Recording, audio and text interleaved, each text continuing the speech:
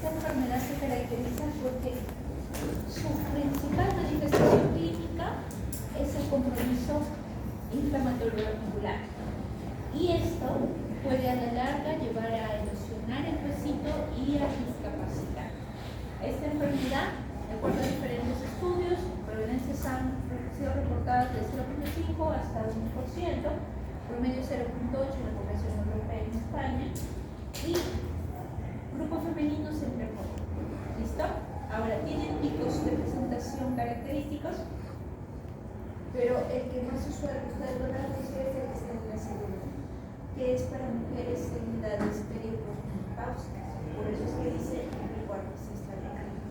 Se dice que después de lo que era hecho el diagnóstico, por tener esta enfermedad puede haber un aumento de su movilidad que permite aproximadamente de 13 a 18 años. Depende de qué?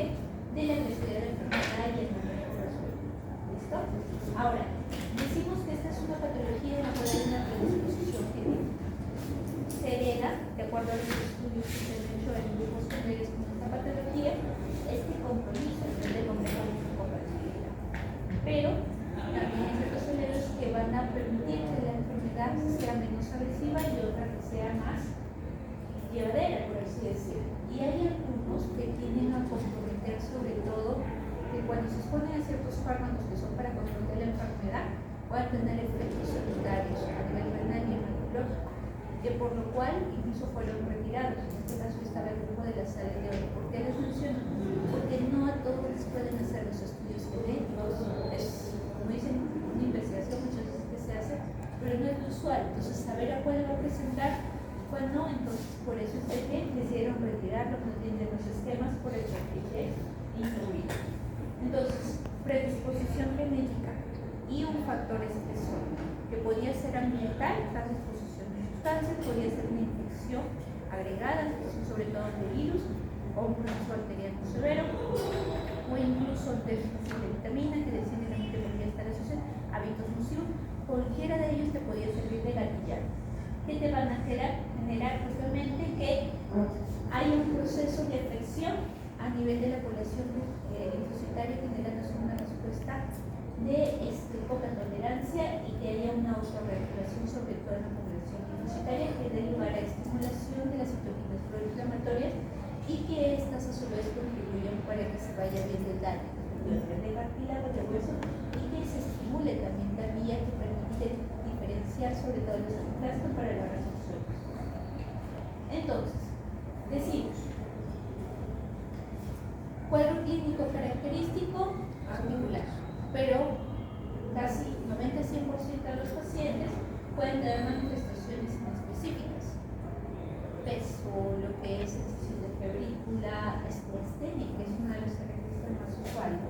Por eso es que dicen de que casi hasta 55-60% puede tener sensación de debilidad, estenia, lo que es en este caso dolores generalizados inicialmente tan pero tan sutiles que a veces por eso demoran el diagnóstico. Y ya posteriormente empiezan con las manifestaciones osteoarticulares, el dolor tipo inflamatorio progresivo, y que en este caso a la larga te va a generar esto, cuadros de sinovitis a nivel de las metacarpofalángica y de las interfalángicas proximales, que son sus favoritas en presentación con frecuencia.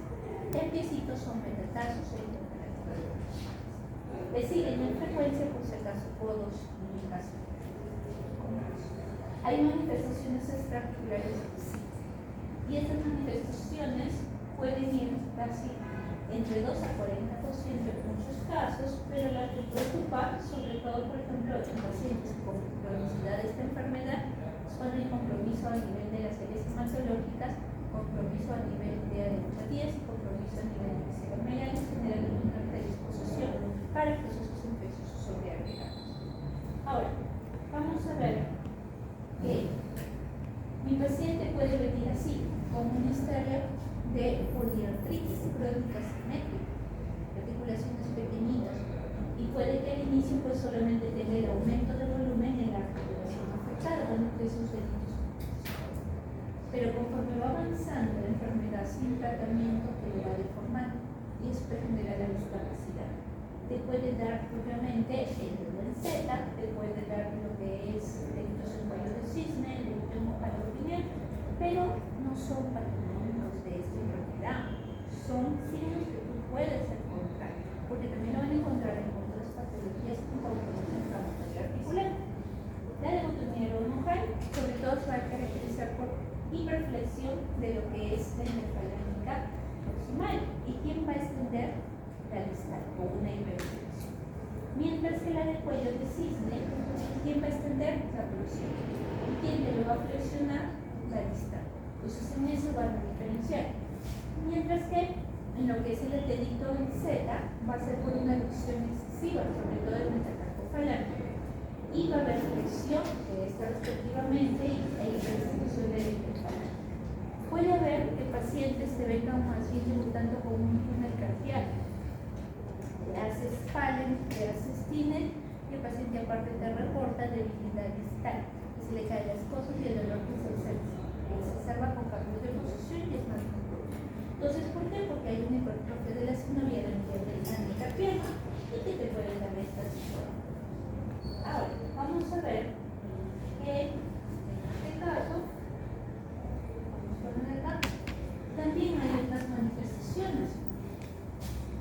En piecitos puede haber en este caso ilusación de las cabezas de metatarso y muchas veces el paciente camina sobre dichas cabecitas, por lo cual van erosionando y van generándose úlceras en dichas zonas. Pero también pueden haber deformaciones de la pueden dar los delitos en malos como malos valos, también de son aquí, son así y acá. Los módulos reumatoides, en este caso, pueden presentarse en un tipo de pacientes, 30%, y va a ser siempre en las zonas de presión o en áreas de tendón, pero también tienen un componente de factor pronóstico, y sobre todo, por ser más agresivo, la presentación clínica de nuestros pacientes. Las manifestaciones cardiovasculares van a ver que pueden desarrollar pericarditis y dentro de ellas el tipo constrictivo en la que más se reporta. Puede haber valvulopatías, puede haber incluso compromiso miocárdico por depósito amiloideo y sobre todo pueden haber compromiso de enfermedades isquémicas, cardiopatías isquémicas, hasta compromiso incluso vascular cerebral. Se dice de que las manifestaciones pleuropulmonares pueden ir desde un derrame cerebral, que va a ser sobre todo tipo exudativo, hasta un cuadro de síndrome de placa, que puede caracterizarse por nódulos reumatoides y compromiso intersticial a nivel del parénquima en pacientes que tienen enfermedad de artritis reumatoide.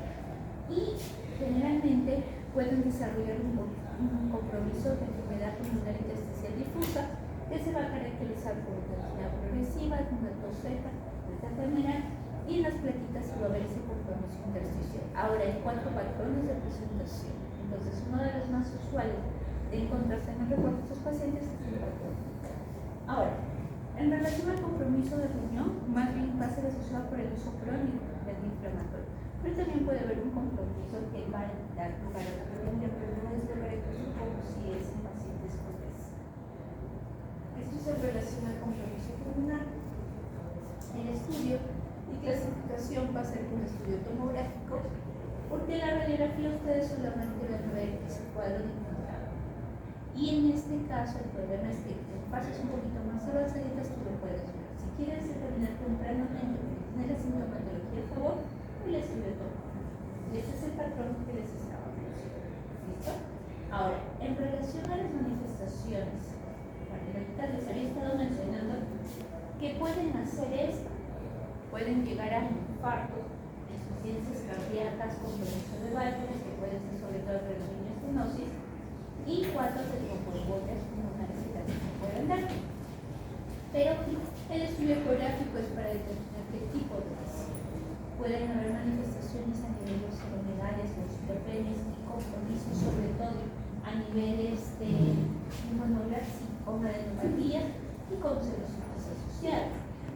Pero el síndrome de Félix que estamos viendo previamente, generalmente se da en pacientes que ya tienen el diagnóstico de larga data, más de 10 años, y generalmente se va a dar entre la quinta y la séptima, más en mujeres y más en la raza negra.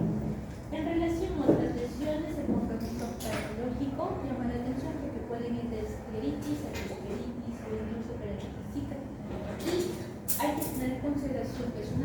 autoinmune, cuyos títulos, en este caso de factor reumatoide y anti-CCP, te puede servir como marcadores pronósticos, y no solo anti-CCP como marcadores preclínicos antes que se desarrolle la enfermedad. ¿Listo?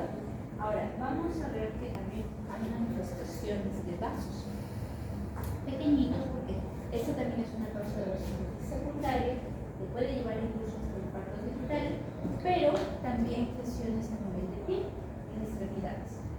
Y a nivel hematológico lo más usual es también. Pero recuerden, no todos los pacientes con actividad de enfermedad van a tener anemia. ¿Por qué? Porque esa anemia en estos pacientes puede tener varias etiologías hasta por medicamentos.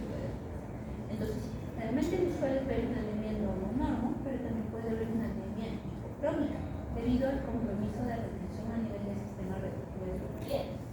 Y lo usual es que sí, más bien cuando está activa la enfermedad, hay un incremento a nivel de piel. ¿Listo? Mientras en el LED bajaban, en este tiende a subir. Generalmente, decimos que viene el paciente con un cuadro poliarticular de tipo inflamatorio, le hacemos los marcadores de fase 1 de BCG y PCR y esto es igual. Y corroboramos que hay un proceso inflamatorio sistémico. Pedimos el estudio inmunológico, tanto el de screening como el confirmatorio.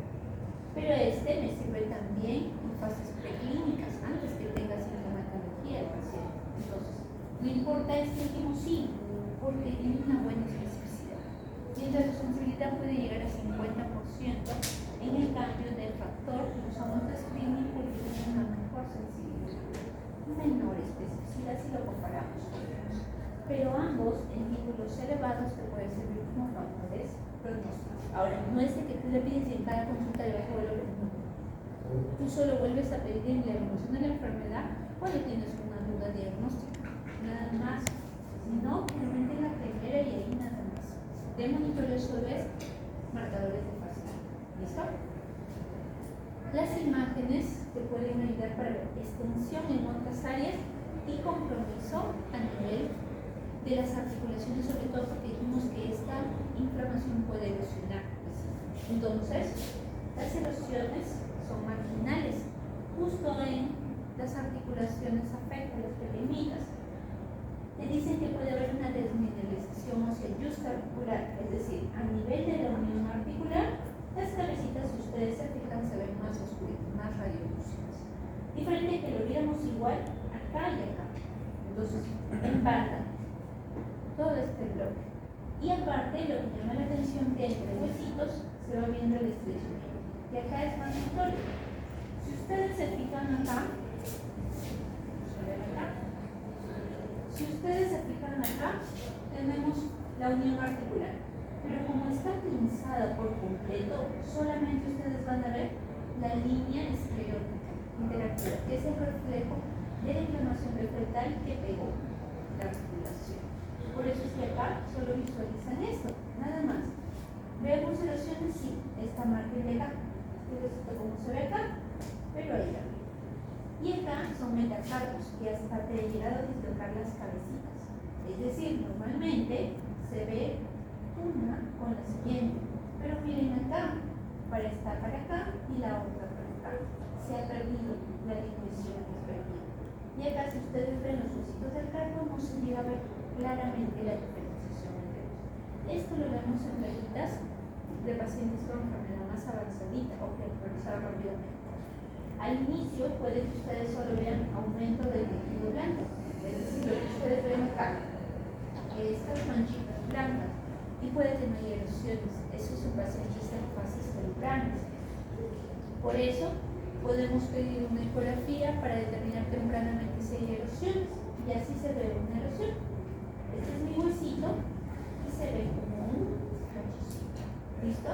Pero a veces requerimos otros estudios por resonancia que me ayuda a ver las erosiones tempranamente y me ayuda a ver el tejido inflamatorio. Normal es que tipo ahora por cada resonancia. La bibliografía hasta el médico muchas veces que lo puede tener y lo puede determinar. Pero si no, igual tú puedes hacer el diagnóstico solo con el cuadro clínico y el examen inmunológico. Ahora, el estudio del líquido sinovial lo hacemos a todos los pacientes. No. puede que tu paciente no te haya venido con el cuadro de poliartritis y más bien te haya venido con una osteoartritis o te haya venido con una monoartritis y te dice, doctor, yo tengo mi mamá que sufre artritis reumatoide. No me he golpeado, no me he caído, no he consumido grasa ni alcohol ni nada, pero ya estoy casi 2 meses que se me inflama la rodilla de manera recurrente. Entonces, tú haces tu artrocentesis y buscas un líquido de tipo 2, o sea, un líquido en el que su celularidad de leucocitos sobrepasa los 2000, diferente a artrosis que veíamos un tipo 1. A todos los de artritis reumatoide le hacemos artrocentesis diagnóstica, solo cuando en este caso tienes duda diagnóstica y quieres corroborar. O te dice, yo sufro de artritis reumatoide y he empezado con fiebre. Y ahorita lo único que me llama la atención es mi rodilla hinchada. Entonces tu postula es capaz de que se infectó. Pero como esa artritis reumatoide tiene una inmunosupresión con medicamentos inmunosupresores y capaz de infectar, está haciendo una artritis infecciosa sobreagregada. Entonces tú quieres dilucidar si es que es por actividad de la enfermedad o es por infección. ¿Listo? Entonces, para el enfoque diagnóstico yo solo necesito cuadro clínico más laboratorio. ¿Listo? Entonces, cuadro clínico que me ve la afección de articulaciones pequeñitas y tiempo que pasaron a selección. Con solo y ya tengo 6 puntos para mí, diagnóstico clínico. Y yo confirmo con los marcadores de fase aguda y los anticuerpos. Y en este caso, ¿por qué menciono esto? Porque el screening siempre vamos a pedir factor reumatoide. Si hay posibilidad, vamos a pedir con el anticuerpo subclínico de una vez. Hay pacientes que como el seguro no lo tiene el anticuerpo subclínico, lo tienen que ser particular. Pero basta que ya tenga cuadro clínico más un factor a favor, ya tienes hecho tu diagnóstico. ¿Listo? Porque algunos dicen, no, prefiero el anti-CCP porque justo también le pedí ANA y el ANA le salió positivo. Entonces, les quiero corroborar que en verdad no tenga otra patología autoinmune, porque el factor reumatoide, recuerden, no es exclusividad de la artritis reumatoide, también puede ser positivo en infecciones crónicas, entonces por micobacterias, puede ser positivo hasta en algunas vasculitis, en algunos tipos de espondiloartritis y en algunas otras patologías más.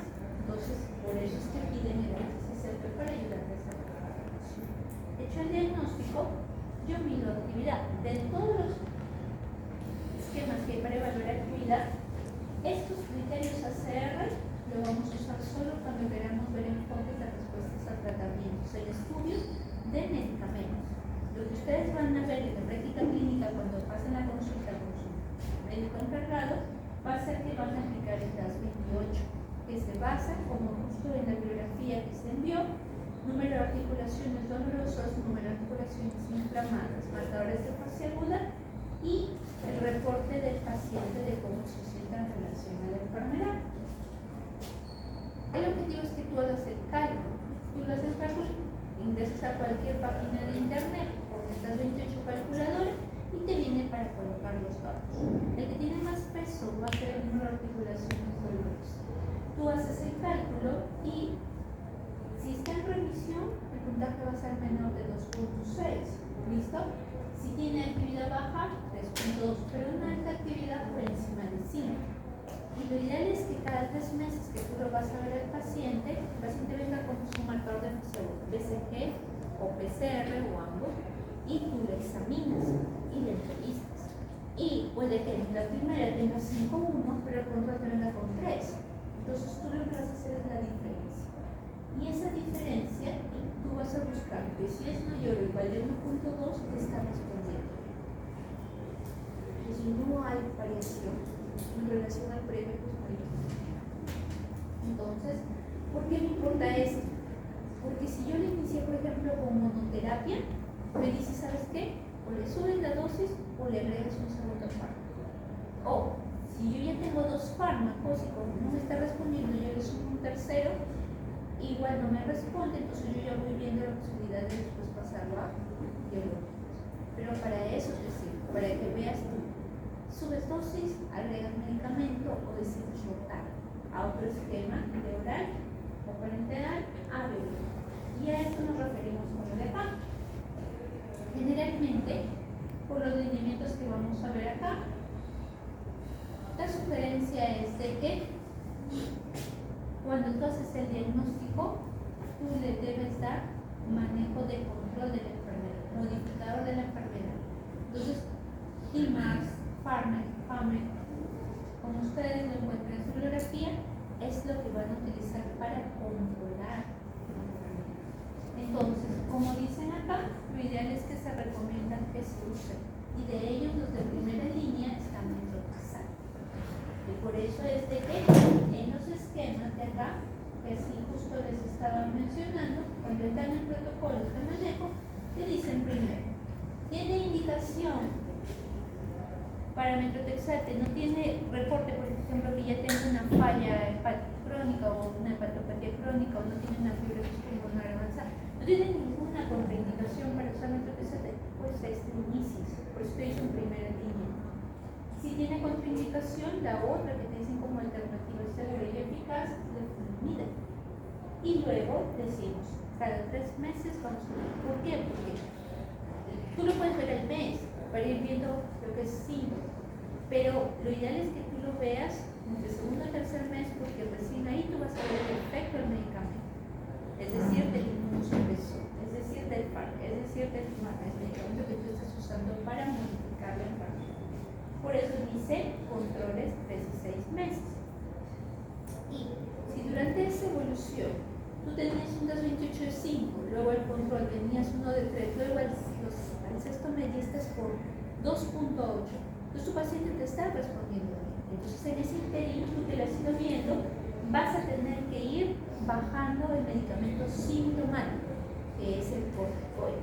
Porque recuerden que es un dolor inflamatorio, es decir, que no te responde solo con antiinflamatorio, necesitas combinar corticoides más antiinflamatorios, porque es un dolor evolutivo en severidad, en frecuencia y en este caso en intensidad. Entonces, pero si te va respondiendo, tú vas descendiendo la dosis del corticoide hasta retirar, porque debería usarse, como dice en el alineamiento, solo por un periodo, que generalmente debería ser 6 meses si tu paciente te responde bien. Entonces, por eso es que te están mencionando. Pero si no te están respondiendo a eso, dicen, ya estamos 6 meses y ya usé los medicamentos y no me responden. Entonces, por eso es que ellos te dicen, vamos a ver qué otros medicamentos puedes usar, porque estos son los IMARS o FAM, son medicamentos sintéticos de presentación oral o de presentación parenteral. Pero, como la mayoría de pacientes vienen con manifestaciones articulares, pues tú vas a optar por este de acá, Metronidazol, si no, leflunomida, si no, sulfasalazina, si no, hidroxicloroquina.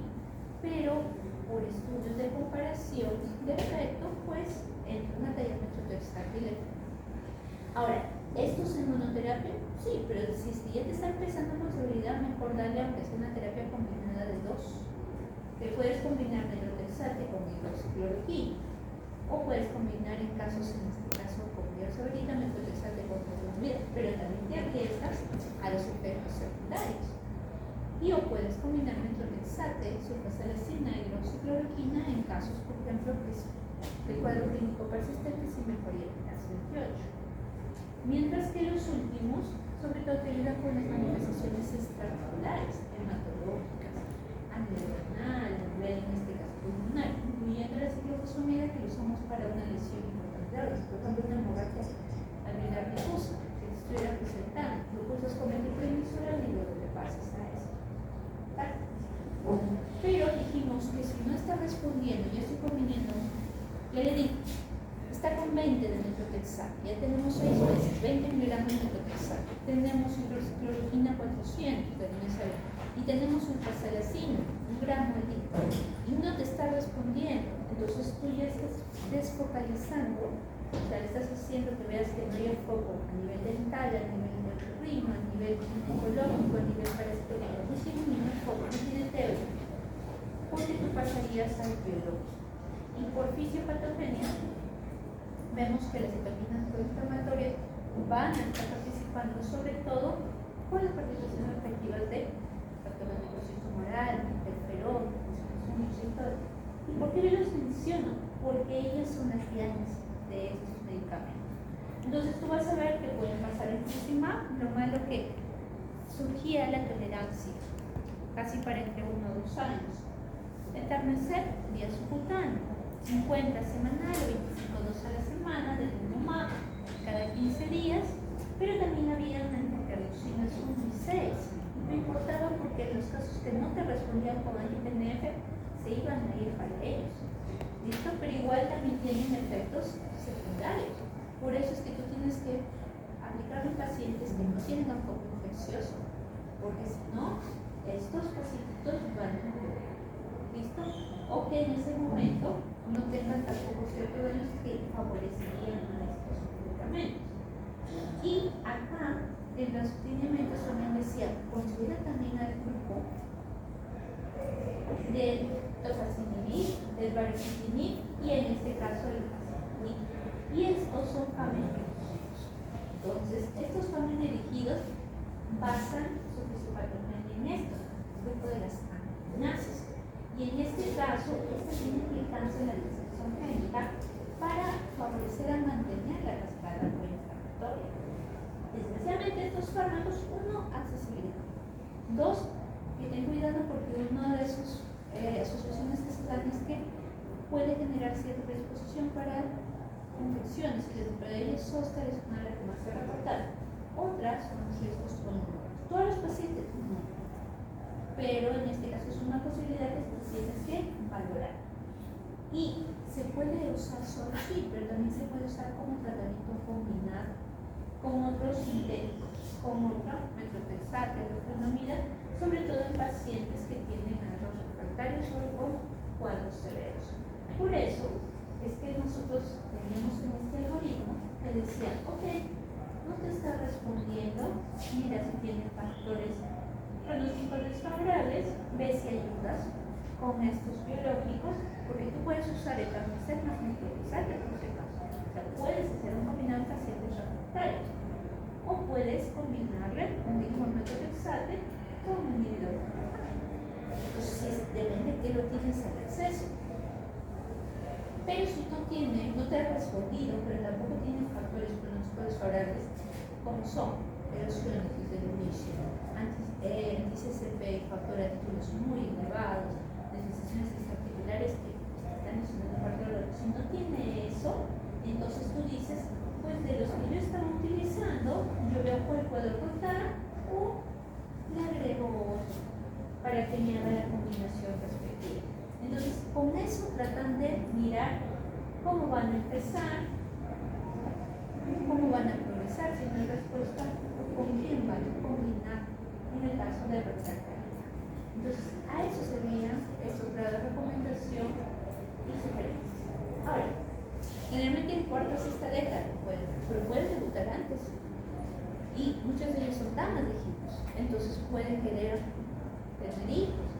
Entonces, si tú quieres tener hijos, le dices, pues ok, concibe por lo menos de preferencia que tu enfermedad esté en inactividad. A pesar que la R diferencia del embarazo y la enfermedad tiende a inactivarse o entrar en remisión, eso es en la mayoría, pero no en todas. Pero lo ideal es que tengas ojo en esa parte. ¿Por qué? Porque hay medicamentos que desgraciadamente pueden tener efectos teratogénicos. Entonces se pueden generar abortos. Si quiere consentir a esa persona, pues tienes que ir cortando el medicamento por otros que sí sean permitidos para la concepción y para la lactancia. Entonces ustedes van a ver estos de acá, que son medicamentos que lo ideal tratemos de suspender cuando quieren concebir y probablemente van a pasar. Pero hay otros fármacos dentro de ellos que sí se van a poder seguir usando. Antimaláricos, sobre todo en cloricicloroquina, que procede que también en Trabacal y es y en este caso también tenemos un grupo de biológicos que podemos mantener. ¿Listo? Ahora, vamos a ver artritis idiopática juvenil.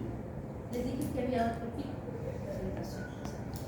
Y sobre todo los menores de 16 años pueden presentar manifestaciones articulares inflamatorias que puede ser oligo o incluso no tener estima y obviamente tener manifestaciones extraarticulares.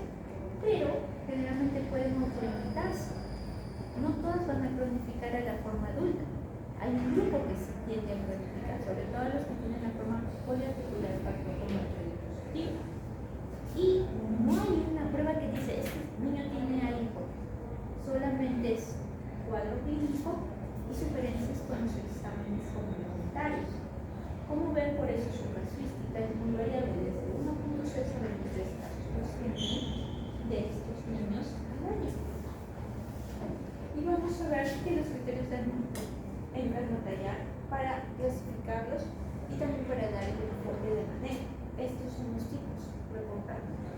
incluso estos entraban así. Luego tuvieron que ajustar con los últimos por las variantes de presentación clínica. Entonces decimos, sus formas clínicas, como ustedes ven, y que necesito que esto recuerden bien, el grupo está a favor, que da, y quiero que se fijen en esta forma, oligoarticular, porque tiene que llegar a casi 27 a 56%. ¿Quién grupo favorito? Niño. Pero quiero que también se fijen en la poliarticular. ¿Por qué? Porque si bien no es tan frecuente, se inicia en fases más tardías, cerca hasta donde es el punto de corte. Y esas son las que tienden más bien a ser una cronificación, a tomar una forma de punto. Y acá vamos a ver las otras variantes. Estas se marcaron en relación a los años, grupos chiquitos. Esta última incluso hay que considerar esta de acá, la sociedad de citis, porque también vas a tener que hacerle unos seguimientos de los progresos oftalmológicos por el compromiso de nadar. Entonces, ¿se acuerdan que les hablé del DAS 28? Ellos utilizan mejadas. Y esto es, también utilizan el ACR, como veíamos en teoría, pero solo para fármacos. Este de acá nos ayuda para ver si está activa o está inactiva. ¿Y qué involucra? Igual, cuadro clínico, marcadores y evolución de la enfermedad. Entonces, dependiendo si es que está en una forma oligoarticular o particular, le van a dar las variantes de los valores a considerar. Entonces vamos viendo las diferentes formas. La sistémica te dice, ojo, que cumpla estos, pero que tengas en consideración los criterios de exclusión. Y te dicen, pues no tenga un exantema evanescente, pero eso también lo podemos ver en leche, vamos a ver también en algunos estudios que puedan tener. Entonces por eso te dicen, se excluyan otras patologías. A las neuropatías lo van a ver hasta infecciones y lo que es cuadros de hepatoespinomegalia, o sea, entonces, si ustedes ven el cuadro clínico de linfa, pueden decir que pensarían en primer lugar en una IJ o en un lupus. En un lupus por la forma de presentación. Pero si te dicen, está con 12 años, entonces el primero diría, pues bueno, más bien no importa, entraría bien esa cosa, inclusive cuando mientras que la forma oligoarticular, pues te dice no más de 4, por eso es oligoarticular, y hay dos formas, una persistente, o sea que se va a mantener en el tiempo, y una estética. Iniciaron con una liga y luego puede ir a una fase más corta. La forma de poliartritis factor reumatoide es la más parecida a la que nosotros hemos estado viendo hace un ratito de la forma adulta. Y la del factor reumatoide negativo, en este caso puede tener el cuadro clínico, pero el factor no le gusta. Entonces por eso también te lleva muy fuerte. Y vemos en este caso las otras. Esta lo vamos a ver un poquito más en la segunda unidad, cuando hablemos después de la negativo. Pero acá ustedes van a recordar esto en la segunda cuando veamos criterios de Caspar para la psoriasis. Entonces dicen, necesita dos, o tiene dactulitis, o tiene familia con psoriasis, o tiene lesiones de policomitis, y que excluya. No hay otra razón.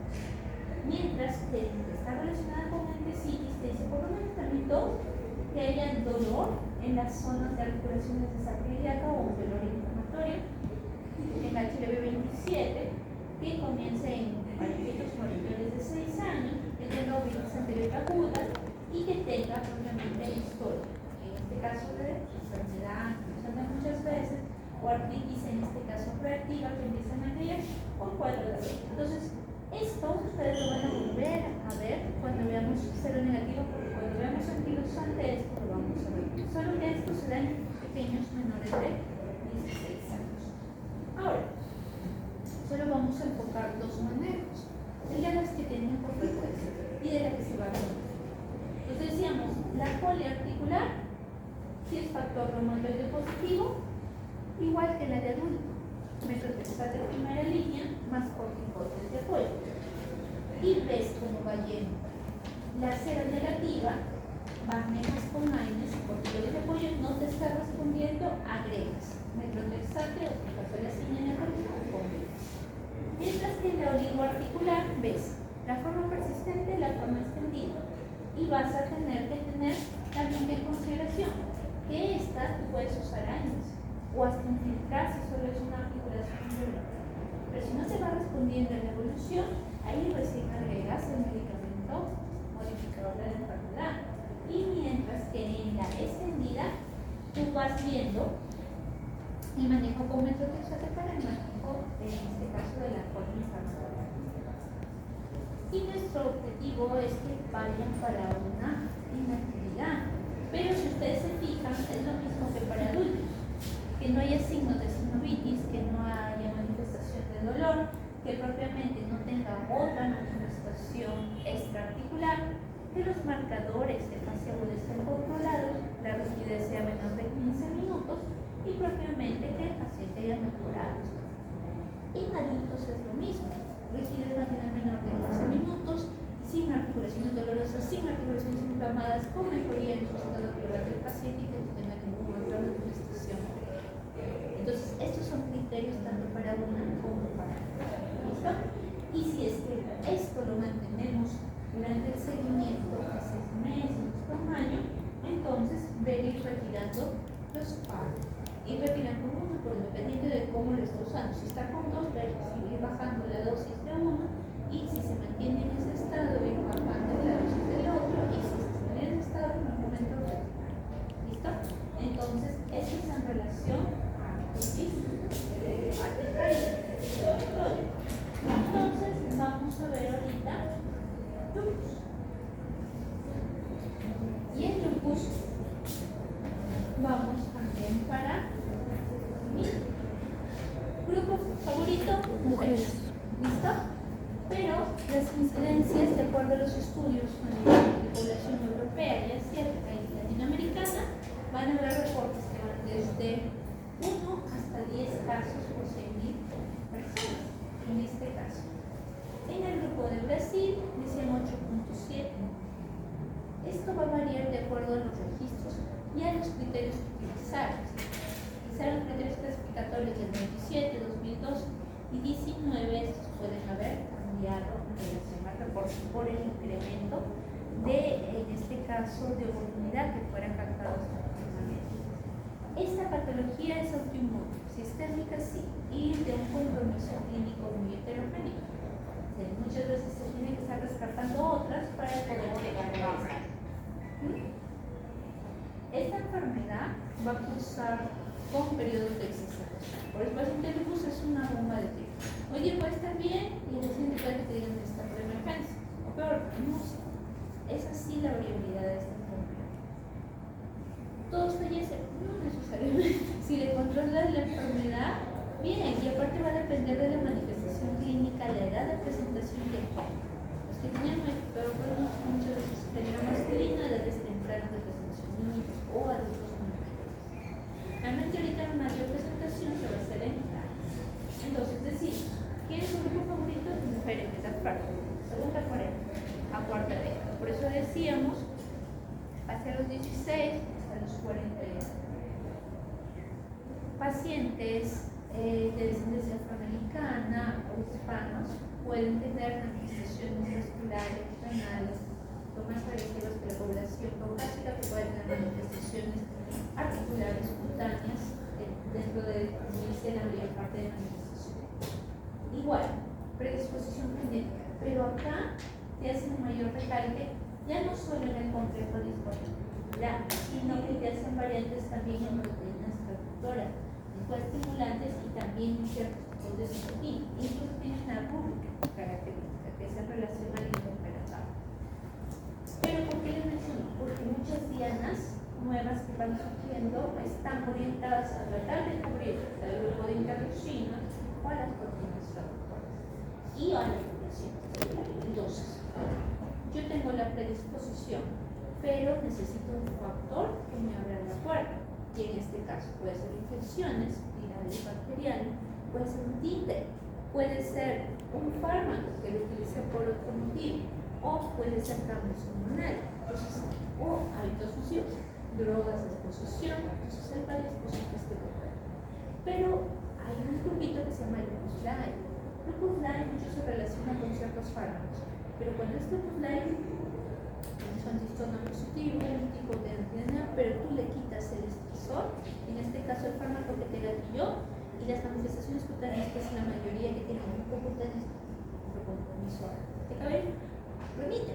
Pero en pacientes que van a desarrollar lupus eritematoso sistémico, tú le puedes quitar, pero igual sigue con manifestaciones no solo cutáneas, no solo cutáneas, sino también incluso en otros órganos. Entonces, decimos, esta enfermedad genética más factores ambientales. ¿Qué va a buscarse? Que se pierda lo que es la autotolerancia, que hay una disminución inmune. Y en este caso, vamos a ver que se ha dicho que hay diferentes zonas. Por eso es que muchas personas dicen, no, ya, pues tienes lupus, que te den tu hidroxicloroquina y se acabó. Porque puede que tú le des y pues vas a tener que usar medicamentos de diversa índole. ¿Por qué? Porque hay gente que va a tener problemas más bien en población inmunitaria. Hay otros que van a tener problemas con el tipo de anticuerpos dirigidos sobre ciertas células. Hay gente que va a tener problemas para lo que es la recuperación de células. Hay gente que más bien va a primar sobre todo las canales en relación a los estímulos constantes de interferón. Y hay otros que te van a decir, pues no, más el problema es en el sistema de complemento. Entonces, por todas estas dianas es que el enfoque de terapia va a variar. No todos te van a responder igual y no todos con el mismo fármaco. Ahora, en relación al cuadro clínico, generalmente dicen, hay síntomas generales, astenia, variación ponderal, estrés, pero esta entra a tallar con AR porque en el caso de esta enfermedad pueden tener síntomas musculoesqueléticos que pueden llegar hasta 80-95%. Y que las otras manifestaciones de frecuencia van a ser un grupo cutáneo. ¿Listo? Entonces, muchos dicen, no hay muchos porque sale el sol y mucho cosito. Justo no le compromete los hijos nasogenianos. Entonces dicen, de hecho, ya tiene, o peor, dicen, no tiene sales infecciones, en este caso dentro de la boca, no puede. Entonces, ¿por qué estoy mencionando? Porque las manifestaciones cutáneas pueden ser específicas o inespecíficas. Las específicas te van a ir desde las manifestaciones agudas que están asociadas con la exacerbación clínica de la enfermedad, manifestaciones suaves que son las que te van a dejar lesiones pigmentadas o se van a formar placas en la zona afectada, y lesiones crónicas que puede que el paciente solo te presente esas lesiones y no tenga mayor manifestación sistémica. Pero las inespecíficas son todas estas. Son manifestaciones que tú no puedes ver en vasculitis, en AR, en otras patologías. Entonces tienes que tenerla en consideración porque muchos te dicen, bueno, está consuelo que sí. O tienes sus úlceras o tienes su renón, pero lo vas a ver en otras más. Entonces, regresamos acá. Si es que solamente es cuadro crónico, más bien lo que hace el dermato es que lo va a estar manejando, va a hacer su estudio respectivo con esta patología muchas veces, porque estas lesiones a veces también te pueden hacer pensar en otros procesos dermatológicos o incluso infecciosos. Entonces es importante que consideremos eso. Dijimos el otro en frecuencia y que ganaba la primera manifestaciones sociomusculares. Y decíamos, me pueden dar huesitos metafalángicas, interfalángicas, te pueden dar. ¿Pero qué te da? Artritis. Te puede dar artritis, sí, pero no te erosiona. Entonces lo único que te dan las plaquitas es el aumento de volumen de los blandos en relación a las articulaciones aferas. Pero sí te puede dar las manitis de punta. En este caso, con las desviaciones respectivas a nivel, en este caso, de los metacarpofalángicas, es así. Y muchas veces es por compromiso de la línea estenosa, porque sí te puede dar roturas por esta enfermedad. Puede haber también lesiones tipo cuello, sí, por eso dice que no es exclusividad. No es que tiene cuello igual sí o sí siempre hay, puede sí, lo más usual sí, pero no es eso.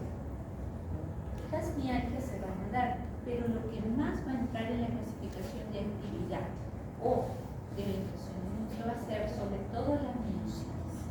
Entonces, van a ver cuando ustedes apliquen la SLEDAI-2PA que miositis entra a tallar.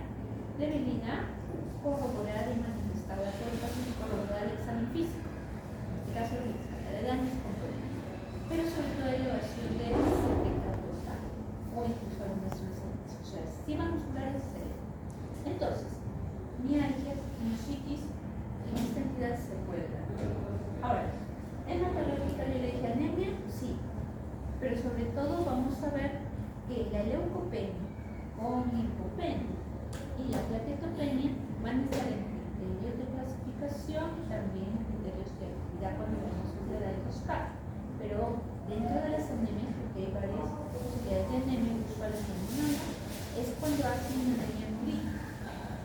Y vemos que la anemia hemolítica puede tener PUMS positivo, puede tener síntomas abdominales, constitucionales con fiebre y variaciones como elevación de bilirrubina. Asimismo, la trombocitopenia que puede ayudar como marcador de la actividad y en este caso se puede dar por anticuerpos. Puede haber alargamiento del tiempo de trombocrisis. Y cuando hay esto, pues cargan cardiolipinas con eléctrico que se puede dar pacientes de esas manifestaciones. Puede ser compromiso pulmonar, sí. Lo usual es que pueda dar una neumonitis lúpica. Y la neumonitis lúpica se va a caracterizar por disnea acompañada de tos. Puede haber hemoptisis, sí, puede haber fiebre, sí, pero pasa a tener que descartar sí o sí que no tenga fiebre.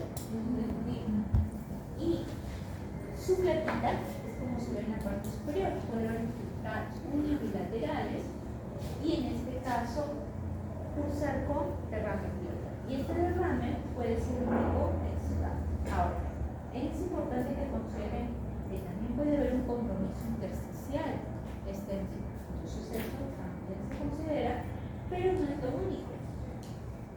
Pueden haber manifestaciones no tan frecuentes y más bien algunas muy severas. Entonces lo que vamos a ver, la hemorragia pulmonar que puede hacer que el paciente tenga que ser pulsado con corticoides y con inmunosupresores parenterales, tiene mal pronóstico si no se maneja pronto y adecuadamente. O puede haber el pulmón un poquillo, que en este caso es poco frecuente, pero más se da por disfunción diafragmática y que en este caso corresponden con corticoides y terapia. Y la hipertensión pulmonar hay que considerar acá porque estos pacientes pueden tener anticuerpos anti-RNP positivo y cursar con Raynaud. Entonces, estos pacientitos, su pronóstico no es bueno y su presentación no es mejor.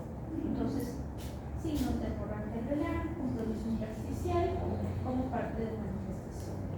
Ahora, dentro de las manifestaciones cardíacas, la pericarditis llama la atención por su frecuencia.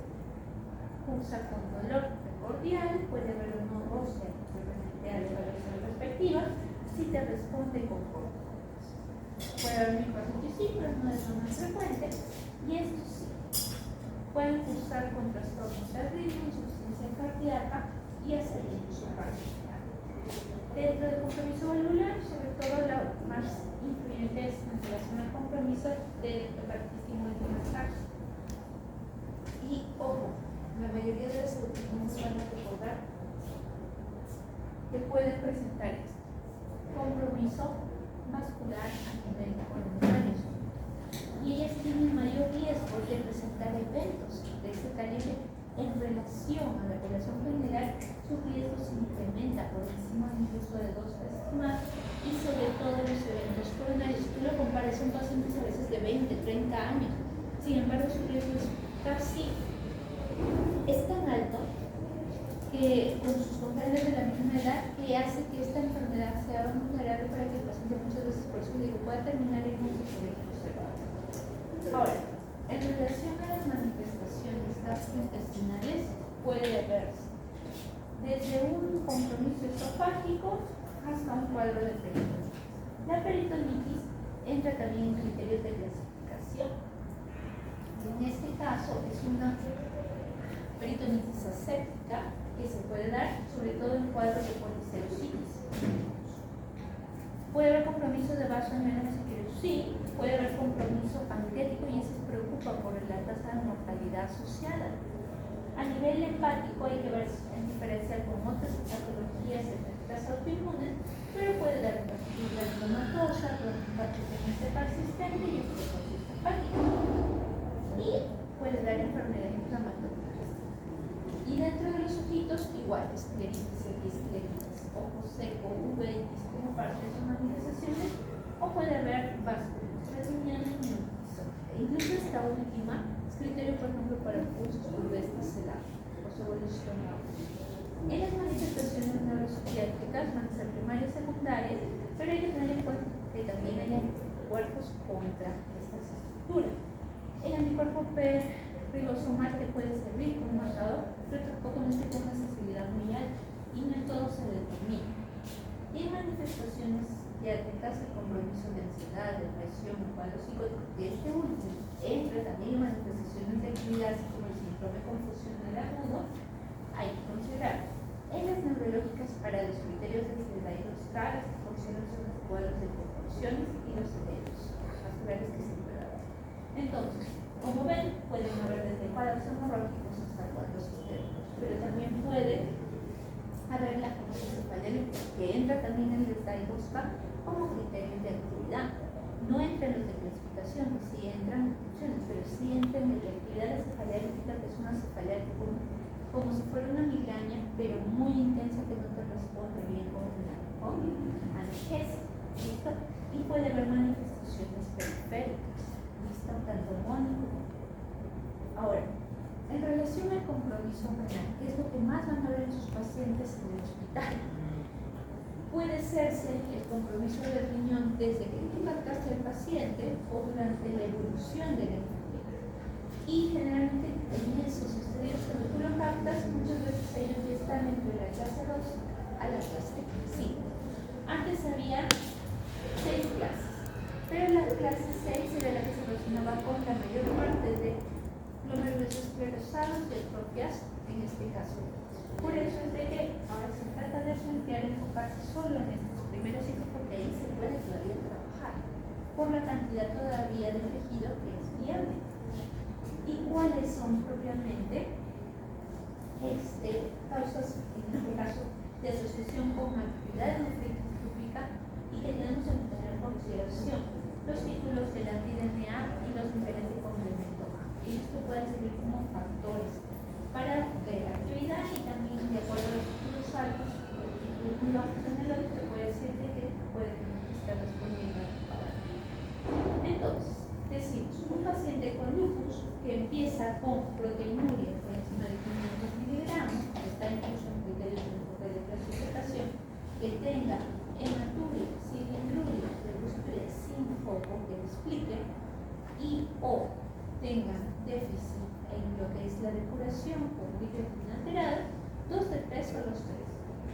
Lo ideal es que a ellos le hagas una biopsia para ver en qué clase está, de acuerdo a eso, enfocar el manejo restrictivo. ¿Listo? Pero cuando le hacen el estudio histopatológico, lo que van a reconocer es qué lesiones tiene el nivel glomerular, el nivel superficial, ver si está en actividad y en velocidad para poder clasificar en una cosa particular. Lo ideal es que pues, tú solo hagas una biopsia en su hijo, pero hay pacientes que durante la evolución van a estar empezando una severidad, o porque hay duda en el diagnóstico o hay una falla de respuesta a tratamientos que no se está llevando. Por ello es que lo que vemos es de que ciertos casos han tenido que repetir biopsias debido a esos puntos. Y también hay que tener en consideración que ha habido criterios que te dicen pues estos pacientes te van a responder mal a los sistemas que se están viendo para el manejo del compromiso. Les dije al inicio de la exposición, se evaluó, o por ejemplo las edades en extremas, o incluso propiamente la raza caucásica, o incluso que desde el inicio debute con un compromiso a nivel de la función renal muy activa, rápidamente positivo, y los niveles de complemento, cuadros ya que hagan hipertensión, sobre todo en este caso persistente y en niveles más moderados. Entonces, vamos a ver que cuando tú captas a un paciente con lupus, tú debes, por más que te venga por la piel y el cabello, tú igual tienes que ver cómo está su función renal, cómo está su proteinuria de 24 horas, cómo está, en este caso, el resto del sangre, coagulación, nivel de proteínas sérias, que lo vamos a ver en perfil hepático, cómo están sus anticuerpos y cómo están los complementos. ¿Por qué? Porque como vimos hace ratito, puede que durante la enfermedad te haga el involucramiento renal. ¿Listo? Y si tú no lo viste, pues puede que cuando tú recién lo vas a ver, ya esté en esta clase 4. Y capaz podrías haberlo captado tempranamente. Entonces, por eso lo ideal es que monitorices desde el inicio y en cada control. Si es que tu paciente ya le hiciste el enfoque y tiene manifestación renal, tu objetivo es que con el medicamento tú lo mantengas en estado de remisión. Y para ello, que su proteinuria no pase de los 500, que su sedimento urinario no sea alterado y que su compromiso de la función renal pues no siga alterado. Así como la hemoglobina pues no esté cerca, no esté en el exceso, porque recuerden que el cuadro nefrótico puede presentar el nefrótico nefrótico solamente así se puede presentar esta manifestación renal de estos pacientes. Por eso es que para el nefrótico que decíamos, la sérica, de 24 horas, de rutinas con un 3.5, de lo que es pérdida y que perfil de coagulación comprometido, perfil de también. Entonces se entran mientras que en el otro ya es el inflamación y la hipertensión. Entonces, los otros exámenes son para ver el resto de manifestaciones que puede tener esta enfermedad, por eso es que hematológicos y bioquímicos fuera de los marcadores inflamatorios. Pero para el perfil de inmunidad, recordemos que para el criterio de clasificación, lupus es una enfermedad autoinmune y el anticuerpo que te ayuda para definir la enfermedad autoinmune es ANA, que puedes hacer continuaciones o pedir tu perfil propiamente, en este caso inmunofluorescencia. Generalmente el lupus tiene 4 patrones: patrón homogéneo, y en este caso el anulado, y en este caso también que es el perfecto. ¿Por qué me importan los patrones? Porque te ayudan a pedir un anticuerpo específico. Los expresos que ustedes van a ver acá, que el patrón muteado granular muchas veces se asocian con este tipo de anticuerpos, mientras que el periférico se asocia con la antidañal, y en este caso los otros patrones así también. Entonces, lupus tiene 2 específicos. ¿Quién es el que da la especificidad? Antihistamínico. Pero el otro que le sigue es antidañal, y incluso sus títulos te va a ayudar a memorizar también. Así, sobre todo cuando estás sospechando de mayor complicación. Pero también tenemos otros anticuerpos para el hipertensión pulmonar. Y estos anticuerpos también estaban presentes en todas estas enfermedades, sobre todo esclerosis sistémica progresiva o la enfermedad de esta esteroide. El ROLIELA lo vamos a ver en pacientes que tienen manifestaciones, alteraciones cutâneas, y también en los pacientitos que van a ser neonatales. Asimismo, el sistema de complemento me va a servir como monitor de actividad, sobre todo en la manifestación.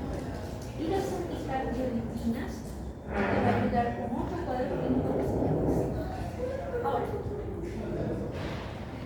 97, 2012, 2019 variaron en relación a los puntos a considerar en criterios clínicos e inmunológicos. Con el fin de qué? Mejorar sensibilidad y especificidad. Para hacer un cribaje, óptimo clasificar de manera adecuada a los pacientes. Entonces, los que estamos viendo los de acá, dicen por lo menos que tengas ahorita que tú lo estás viendo o que haya referido que presentó un ANA positivo en el transcurso de la enfermedad y que si te pidiéramos que cuantificar condiciones, esta sea mayor o igual de 1 sobre 8. ¿Listo? Y enfocamos puntajes considerando el cuadro clínico e inmunológico. Como ustedes ven en el cuadro clínico, fiebre, pero que no se explique por infección medicamento u otra cosa más. El compromiso hematológico solamente le da un buen puntaje alto a la hemólisis autoinmune. Le sigue el famositometnia, por eso les mencionaba la fiebre, y le sigue el otro, pero que no tenga complicación. Neuropsiquiátrico, cuadro confusional acumulado de delirio, tiene solo 2 puntos, porque tiene varias explicaciones, pero convulsiones que no tengan otra explicación, o sea, fiebre con un fármaco sí. Y psicosis, en relación con comportáneo, lo que estábamos viendo. Y en relación a cirrosis, entra tanto el derrame pleural como el pericardio. Y en relación a músculo esquelético, le da 6. Entonces, ustedes se dan cuenta quién tiene más puntaje. En este caso, vamos a ver la articular, la parte de compromiso, en el caso de serosos, el cutáneo agudo, porque está relacionado con fases de exacerbaciones, pero aquí tenemos que primar acá el compromiso renal con dióxido. ¿Listo? En estos estadios, 10 hasta 8. En los inmunológicos, ustedes van a ver desde los anticardiolipina, anticoagulante lúpico, y en relación a los complementos o dopaje. Pero ¿quiénes son específicos? Los de los 2 días que está positivo, no, aunque sea uno de ellos, es la a favor. Pero hay otras enfermedades que te pueden dar estas manifestaciones clínicas, por eso primero buscas descartar y luego empiezas con esto. Y el SAF que le dije, pues femeninos, muchos de ellos presentaron una toxicidad, o presentaron una troposición, o presentan varios abortos, o han presentado varios abortos biónicos, o vienen por un SB. Entonces, estos pacientitos tienen la caracterización de que tienen prolongación de su coagulación, sobre todo, y que tienen anticuerpos anticoagulina positivos, lúpico prolongado. Entonces, el SAF puede ser primario, el más usual es que va a verlo asociado a esto. Pero la diferencia del SAF solito es que en el EX no solo van a ver estas manifestaciones, sino que puede el paciente ya venir presentando de tiempo largo manifestaciones cutáneas, renales, dermatológicas. Entonces, lupus y embarazo, tengan en consideración. Si quieren testar la paciente, lo ideal es que esté en revisión. Eso es lo ideal. ¿Imposible? No es imposible, pero es bastante difícil. Entonces, generalmente los brotes son más frecuentes entre la segunda mitad y el posparto, es decir, donde se activa más la fertilidad. Mientras en la R tendría que activarse al 30% de actividades a partir de esos periodos. Pero la preocupación es de que también se puedan sumar cuadros clínicos de eclampsia y preeclampsia y que se exacerbe mucho más el cuadro de fertilidad. Hay que tener cuidado porque el producto también venir así. Y en este caso, muchos de ellos tenían a favor desde el monitoreo de la mamá que tenían anticuerpos antirradiantes o incluso antivirales. Este cuadro de enfermedad natal se puede dar de 1 en 100.000 o hasta 20.000, 1 en 10.000 a 20.000 de recién nacidos, pero sobre todo también un grupo femenino. ¿Listo? Ahora, dijimos, ok, queda embarazada. Monitorízale desde el inicio, luego al mes y ya luego trimestral. Pero sobre todo ojo en el tercer trimestre, porque vas a tener que ser más hincapié, mejor dicho, en los monitoreos que va a haber también del producto. Dicen lo ideal es de 16 semanas y media. ¿Y por qué el monitoreo más estricto en los últimos trimestres? Porque no puede activarse a través de una infección o puede agregarse un cuadro muy temido que es el cuadro de cáncer y el cuadro. Como ustedes ven, si se activa el compromiso renal, el sedimento se alteró, la depuración falló. Y propiamente, en este caso, ¿pueden haber manifestaciones de soporte? Sí, pero hay que ver cuál, sobre todo el primer metastasión. Mientras que en el de la preeclampsia, ¿qué es lo que sí vamos a ver? Hipertensión, depuración renal propiamente comprometida y ciertos signos, sobre todo a nivel del perfil hepático, del perfil hematológico, sobre todo comprometiendo cuando estamos en hipertrансeminemia, con el uso de plaquetas y prolongaciones. Mientras que en el de acá podemos verlo casi para lo que es punto final es para el tercer trimestre. Este de acá puede darse en cualquier momento de la gestación. Igualito que una R, hay fármacos que en este caso debemos evitar, y hay fármacos que podemos usar durante la concepción y la lactancia. Y en este caso vamos a encontrar igualito azatioprina, hidroxicloroquina, corticoides o parte de los espectros. Solo si está por alguna indicación de biológico valorar y podamos usar, porque si no hay muchos de ellos que empiezan a hacer. ¿Y por qué mencionamos estos de acá? Porque les dije, puede que tenga un SAF acompañado. Entonces, eso sí, lo que van a valorar es que si van a utilizar o no medicamento anticoagulante o incluso anticoagulante, o puede que el paciente tenga un compromiso renal con mayor exacerbación a nivel de la presión. Entonces, por eso el fármaco sí le puede dar durante la estación de lactancia. ¿Listo? Entonces, ¿cuál es la escala para medir la actividad en la PUSH? Es de la 2. Nuestro objetivo es llevarlo a la revisión, que sea menos de 2. ¿Listo? ¿Qué considera el edad? Lo mismo que es material de revisión. Manifestaciones mucocutáneas, hematológica, oncológica, renales y neuropsiquiátricas, así como articulares. El manejo en grupos es multidisciplinar. Manejo sintomático va a incluir corticoides, pero como usamos corticoides en este grupo que va a necesitar suplementación de calcio y vitamina D. Va a necesitar manejo inmunosupresor sí, y va a necesitar un inmunomodulador ciclodipina. Entonces, por ejemplo, el paciente te vino con manifestación de nefritis, tú vas a tener que enfocar un manejo integral desde el estilo de vida, una dieta con grasa hiposódica y sin oxidantes, no hábitos nocivos, con actividad física y con fotoexposición protegida. ¿Listo? Pero si estamos frente a este compromiso renal, vamos a tener que tener mucho ojo en el seguimiento de la proteinuria y fármacos que me ayuden a controlar eso. ARA y EYK2, los ECA y los ARA tipo 2 son los que están en ella, no solo por presión, sino para controlar la proteína. ¿Listo? Y tenemos ciertos objetivos en relación a qué tipo de proteinuria es. Mi revisión va a ser menos de 500, pero mi objetivo es que lo tenga menos de 700 miligramos y que la depuración no siga mejorando.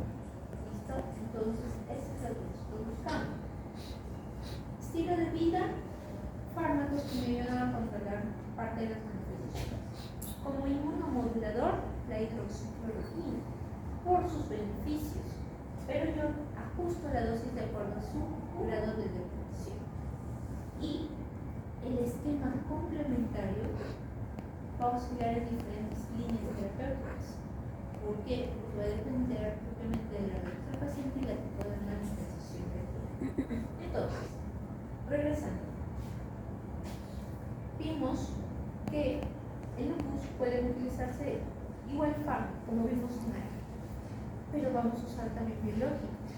Pero hay un biológico que ha cogido bastante apoyo en las últimas décadas, y este es el por su efecto en el control del compromiso renal y por su efecto en el control de exacerbación del calor. Y vamos a ver que hay una mejoría bastante sustancial en pacientes que tenían tratamientos previos sin mejoría, que ayudó a reducir dosis de corticoide haciendo el proceso respectivo y que en este caso era un esquema tolerado y seguro en pacientes que eran sometidos a él. Podían haber efectos reducidos, pero menor.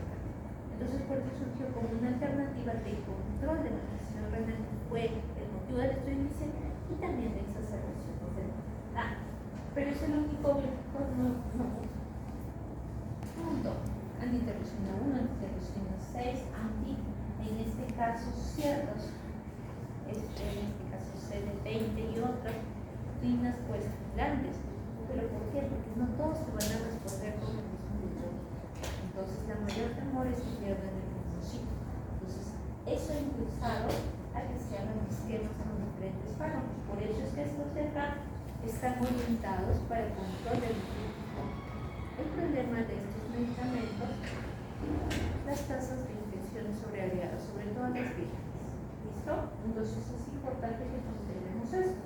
Ahora, regresando a lo que estábamos enfocando, decimos, si yo estoy enfocando la especificidad, ya le estoy dando su esquema de vida saludable, más su inmunomodulador de hidroxicloroquina, le estoy dando manejo para la enfermedad y para la proteinuria, y yo veo la evolución, considerando el dato histopatológico que tenía cuando yo partí de este paciente. Entonces yo digo, ok, si mi enfoque está para un clase 3, 4, 5, pues yo voy a tener que usar el protocolo, que involucra ya sea por ACR o por Eurolupus, el uso de ciclofosfamida. Lo que va a variar es uno es anestesia corporal, visual, y el otro va a ser endovenoso en una dosis de 500 miligramos 15 días, hasta completar las 6 dosis. Ambos son 6 dosis. Pero previo a su uso, yo voy a variar mi terapéutica. De mi prednisona, que capaz podría estar usando entre los 5 miligramos por día, yo voy a usar mi prednisona, en dosis de 500 miligramos a un gramo, como todo. Antes era hasta 5 días, ahora es de 23 días para no prolongar el estado de administración. Y luego de eso te voy a pasar al corticoide. Entonces manejo en mis tabletas de miligramos por día, y se supone que en los 6 meses que yo lo voy siguiendo al paciente no va a ir respondiendo a alguna manifestación, permitiéndome ir bajando la dosis hasta llevarlo a dosis menores de 5 miligramos, que es la dosis que damos en pacientes con ansiedad muy bajita en busca de la reacción. Pero en relación a los fármacos, yo digo, pues puedo usar ciclofosfamida, puedo utilizar mometílico fenolato en primeros estadios, o puedo combinar estos fármacos, o puedo irme por el esquema de terapia triple dependiendo de cuán agresivo empezó ese paciente. Al decir que ya recibió un esquema previo, no lo puedo.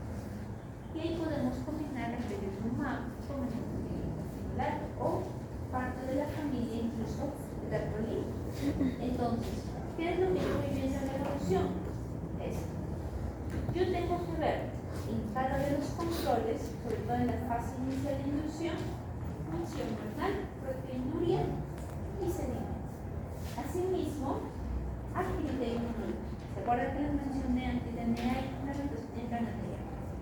Pero la hacen cada control no, generalmente dependiendo de la evolución, o al terminar para pasar a la fase de mientras que estos de casi las cargas residuantes y esto lo merita porque se exacerbó el cuadro clínico, como manifestaciones de nefrótico, nefrítico, o incluso edema, generalizado en prolog, o congestión, dependiendo de cómo evoluciona. Mi objetivo es de que llegues a la respuesta completa. ¿Se acuerdan que les dije?